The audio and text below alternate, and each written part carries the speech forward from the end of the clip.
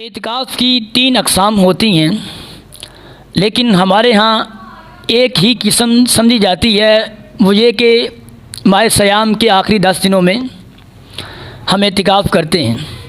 لیکن اس کے علاوہ بھی 2 قسمیں بیان ہوئی ہیں اور ٹوٹل اعتکاف کی 3 اقسام ہیں۔ سب سے پہلی قسم اعتکاف واجب ہوتا ہے، اور دوسری قسم اعتکاف سنت مؤکدہ علی الکفایہ ہے، اور تیسری قسم اعتکاف مستحب ہے۔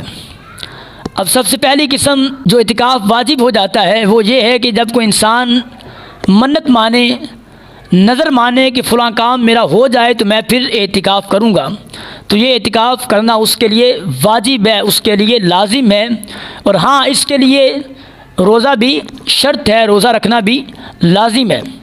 تو عزیزان گرامی، اب یہاں پر اس اعتکاف کے لیے 1 دن اور 1 رات ہونی چاہیے، یا پھر آپ اس طرح کر سکتے ہیں کہ طلوع فجر سے پہلے اور غروب آفتاب تک، اس طرح بھی آپ یہ واجب اعتکاف کر سکتے ہیں۔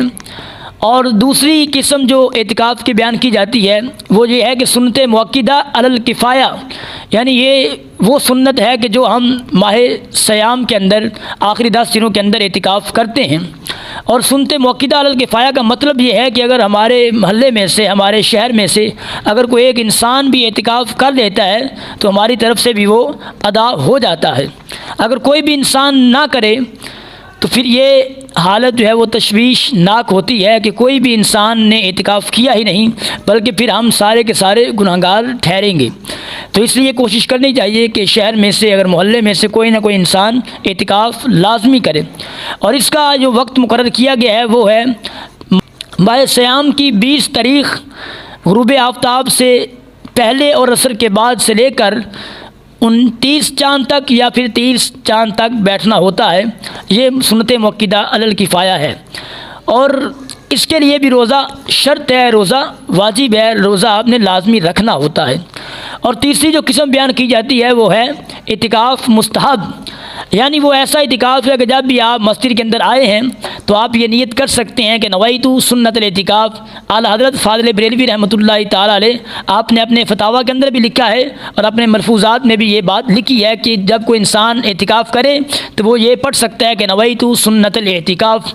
آپ جب بھی آتے ہیں، اس کا کوئی ٹائم مقرر نہیں ہے، یہ چند لمحات کا بھی ہو سکتا ہے، کافی دیر کا بھی ہو سکتا ہے۔ جب جتنی دیر آپ مسجد میں آ کے بیٹھتے ہیں، آپ مسجد میں بیٹھنے سے پہلے آپ یہ پڑھ لیں نویت سنت الاعتکاف، تو پھر آپ کو اس اعتکاف کا ثواب ملتا رہتا ہے، اور اس کے لیے روزہ شرط نہیں ہے۔